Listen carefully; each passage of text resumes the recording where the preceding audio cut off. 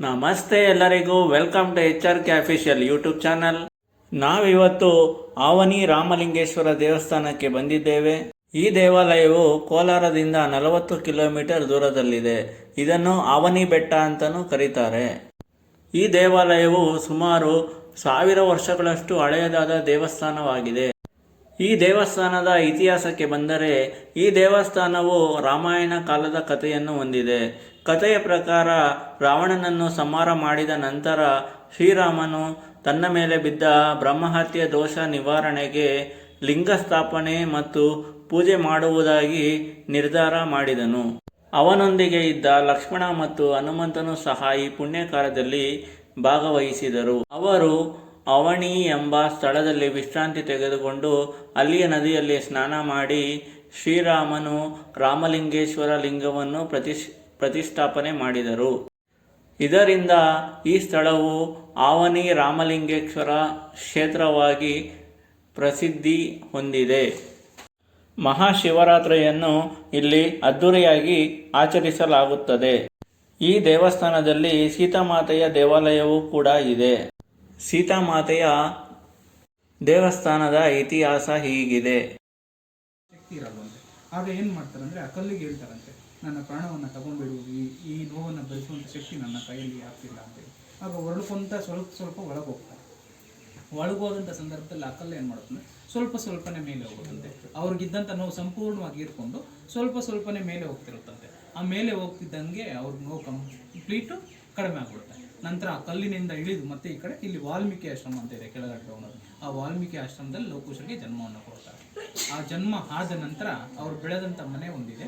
ಆ ಮನೆಯಲ್ಲಿ ಅವರನ್ನು ಬೆಳೆಸುತ್ತಾ ಅವರು ಬಳಕೆ ಮಾಡಿರುವಂಥ ಉಯ್ಯಾಲೆಗಳಂದರೆ ಅವರು ಜೋಲಿ ಅಂತ ತೊಟ್ಟಿಲುಗಳು ಮತ್ತು ಅಕ್ಷಯ ಪಾತ್ರೆಯಿಂದ ಆಕೆಯ ಆಹಾರಕ್ಕಾಗಿ ದೇವರ ವರದಿಂದ ಸಿಕ್ಕಿರುವಂತಹ ಒಂದು ಕೊಡುಗೆ ಅಂತ ಹೇಳ್ತಾರೆ ಅಕ್ಷಯ ಪಾತ್ರೆ. ಅದು ಮೇಲೆ ಎಲ್ಲ ಕಲ್ಲಿನ ರೂಪದಲ್ಲೇ ಇದೆ ಈಗ ನಮಗೆ. ಮತ್ತೆ ಅವ್ರು ಬಳಸಿರುವಂಥ ಪಾತ್ರೆಗಳಿದೆ, ಅವುಗಳನ್ನು ಬಡಿದ್ರೆ ಈಗಲೂ ನಮಗೆ ಕಂಚು ತಾಮ್ರ ಅದರ ಶಬ್ದ ಏನಿದೆಯೋ ಅದೇ ಗೋಚರಿಸುತ್ತೆ. ಅಲ್ಲಿ ಬಳಸಿರುವಂಥ ಅಕ್ಷಯ ಪಾತ್ರೆ ಆಗಿರ್ಬೋದು, ತೊಟ್ಟಿಲುಗಳಾಗಿರ್ಬೋದು, ಕುಂಕುಮದ ಭರಣಿಗಳಾಗಿರ್ಬೋದು, ಸಿಂಧೂರ ಭರಣಿ ಎಲ್ಲನೂ ಮೇಲೆ ಇದೆ ನೋಡ್ಬೋದು. ಮತ್ತೆ ಅವ್ರಿಗೆ ಅಲ್ಲಿ ಬೆಳೀತಾ ಇರೋದು ವಿದ್ಯಾಭ್ಯಾಸ ಮಾಡ್ತಿರ್ತಾರಂತೆ ಯಾರು ಲವಕುಶರು.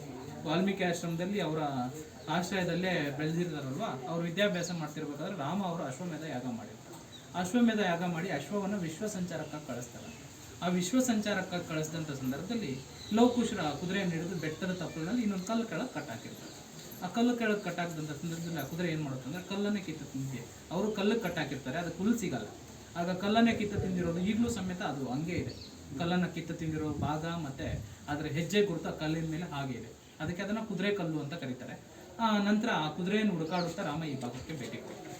ಆ ಭೇಟಿ ಕೊಟ್ಟಂಥ ಸಂದರ್ಭದಲ್ಲಿ ರಾಮ ಮತ್ತು ಲವಕುಶರ ನಡುವೆ ಯುದ್ಧ ಆಗುತ್ತೆ. ಆ ಯುದ್ಧ ಆಗೋದು ಊರಿನಿಂದ ಹೊರಗಡೆ ಅಂತ ಹೇಳ್ತಾರೆ.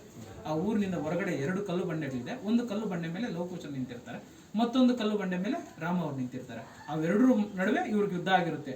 ಆ ಬಂಡೆಗಳ ಮೇಲೆ ಇವರು ಬಿಟ್ಟಿರುವಂಥ ಬಾಣದ ಗುರುತುಗಳು ಮತ್ತು ಅವ್ರ ಹೆಜ್ಜೆ ಗುರುತುಗಳು ಇತ್ತಂತೆ ಹಳೆ ಕಾಲದಲ್ಲಿ. ಈಗ ಇಲ್ಲಿನ ಲೋಕಲ್ ಜನರು ಕೆಲಸಕ್ಕಾಗಿ ಅದನ್ನೇ ಅವಲಂಬಿಸಿ ಕೋರೆ ಮಾಡಿ ತೆಗೆದು ಬಿಟ್ಟಿದ್ದಾರೆ ಅಂತ ಹೇಳ್ತಾರೆ. ಆ ಬಂಡೆಗಳಿಗೆ ಹೆಸರುಗಳಂತೂ ರಾಮರ ಬಂಡೆ ಮತ್ತು ಲವಕುಶರ ಬಂಡೆ ಅಂತಲೇ ಹೆಸರಿದೆ.